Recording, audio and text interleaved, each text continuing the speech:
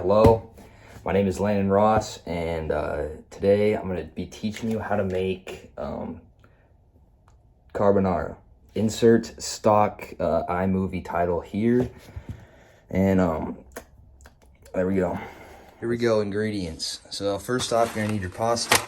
I like this brand is decent, non-artisan brand, but it's still pretty good. You can tell because it's cut nicely, and you can see the starch on the top. I chose bucatini. You can use any long pasta, spaghetti, fettuccine, whatever you like. And you get your cheese. Don't skimp on the cheese.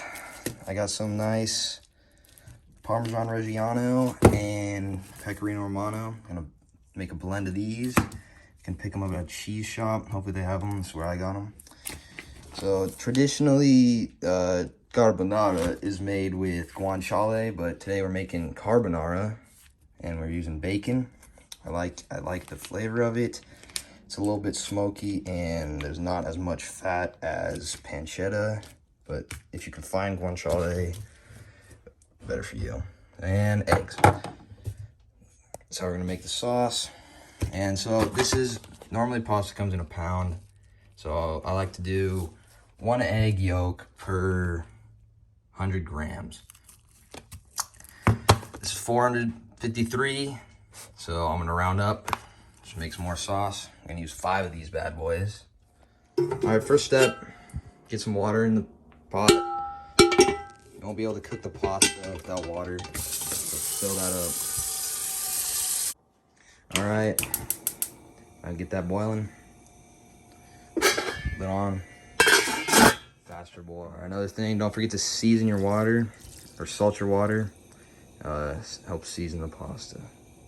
All right, while that Jimmy's boiling, we got to tackle the cheeses. We got to tackle these cheeses. So if all you got is a cheese grater, good luck, because it's about to take around half an hour.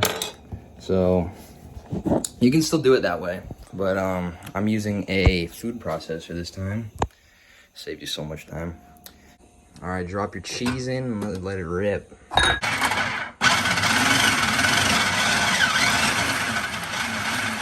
that's nice. All right, so while we're cutting the cheese, if it's got rind on it, just cut it off. It's not gonna melt that well. You can you can eat it. It's not gonna kill you. It's just a little tough. But so you probably know what Parmesan tastes like, but Parmesan Reggiano is better. It melts good. It's better than the pre-grated stuff in a can. But Pecorino is something that's pretty subjective. It's a sheep's cheese, so it tastes sheepy, if you know what that means. It's a little bit more funky than Parmesan, but I like it, and I like mixing them, so that's what we're gonna run with today. So get these cut up nice if you're using a food processor, but if you're gonna grate them, keep them big so you have something to grab onto. So it went pretty quickly with the food processor. Grated it up, but I'm gonna run it through this to really chop it up so it can mix in with the eggs really well. But if you're cheese grating it, it should be fine after you're done. You're not gonna have to do anything else with it. All right, so this is the kind of consistency you're looking for. Mix in good with the paste. If there's big pieces like this, you can just fish them out and eat them. All right, water's almost boiled, so let's get the bacon cut up. So for around, however much I'm doing, about a pound, I'm gonna use probably half of this. So I'm getting into that. All right, you can start it. All right, so I cut it up. You can cut up to whatever size you want. Got these. You can cut them up really small if you don't want them, but I want to. That's how I like it. So throw it in a cold pan first, because you want to render out as much fat as you can. You don't really want to be chewing on gummy meat in your pasta. Move it around. It's not really gonna cook yet because the pan's still heating up, but just make sure that it's not all clumped together. Break it apart. It'll start to fall apart easier once it crisps up. So if the pan's heating up too much and it's sticking, you're not trying to build a lot of fond on the bottom too. That's all right, but you just want to cook it low and slow, get out all the fat. And then once there's enough grease in here, they'll start to fry on their own. All right, now that the water's boiling, just read the box. It says al dente 9 minutes. Stick to that. I think they know what they're talking about, but just in case, you can test it. while it's cooking, you can take it out and try it. So we'll throw this in and set the timer for 9 minutes. Alright, so now let's do the eggs while that's cooking. So get these in here. So you want to do 1 whole egg. The egg yolks are what you really want, but 1 whole egg keeps it binded together.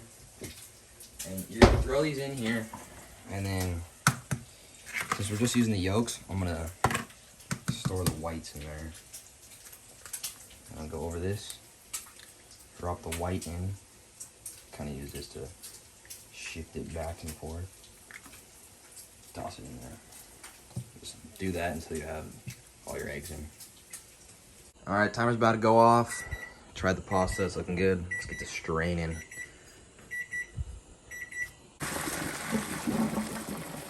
All right, get these eggs whisked up, and then you're gonna want to throw cheese in there until it makes a nice paste. I'll show you what the paste looks like as I go along, but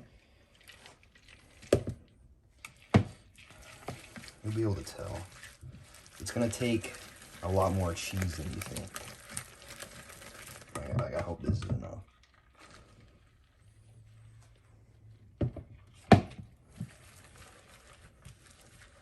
We can't really have too much cheese anyways.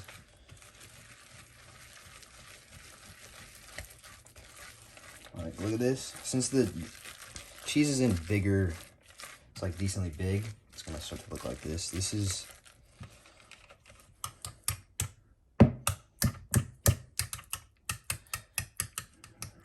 when you swap to a what are those things called? They're like a Alright, so the cheese egg mixture is stuck it's stuck in prison. We're gonna break it out. Swap over to one of these.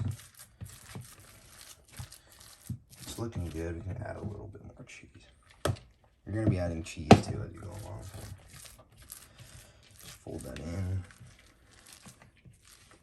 Try not to get on yourself. But this is looking good. So we can start making it now. All right, so we've got separated out the bacon grease after that. And I forgot to show you, but you want to save like a mug or a measuring cup of pasta water so you can work it into the sauce. So we're just gonna toss the pasta in now.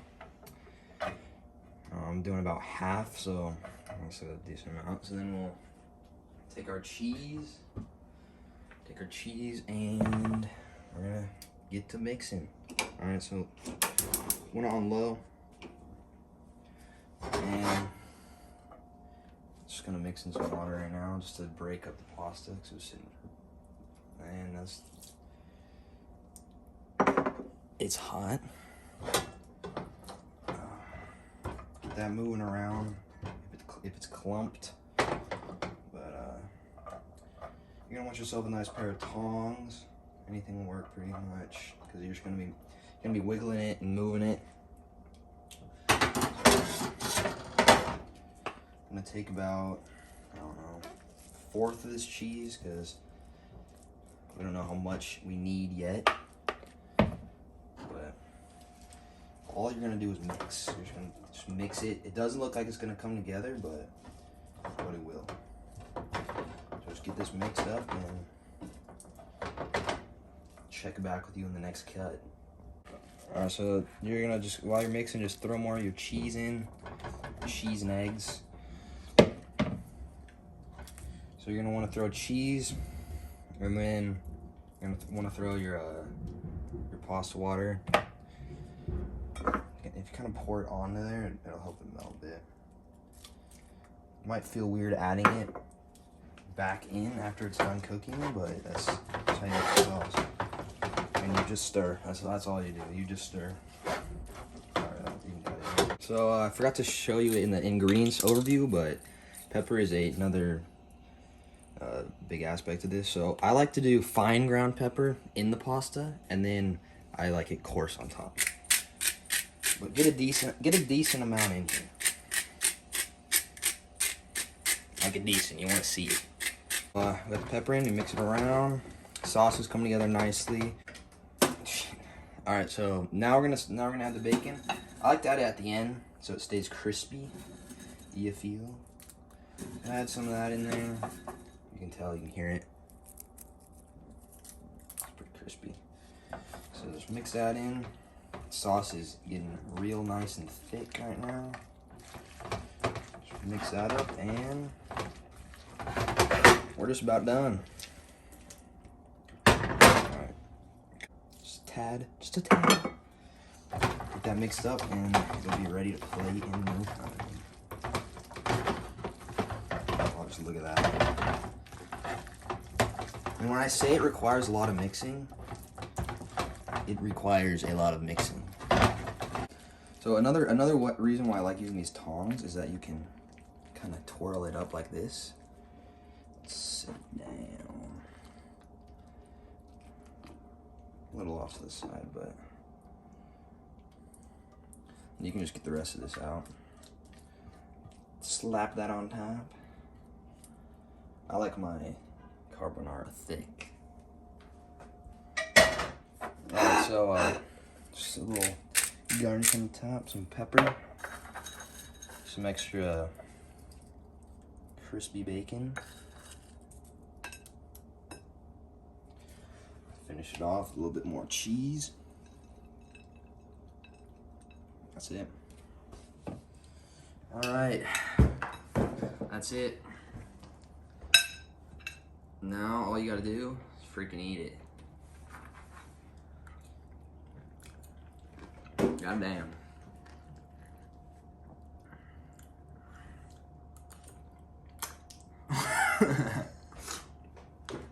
Alright, so my brother's got celiac, so I decided to make him some gluten-free. Thanks for watching.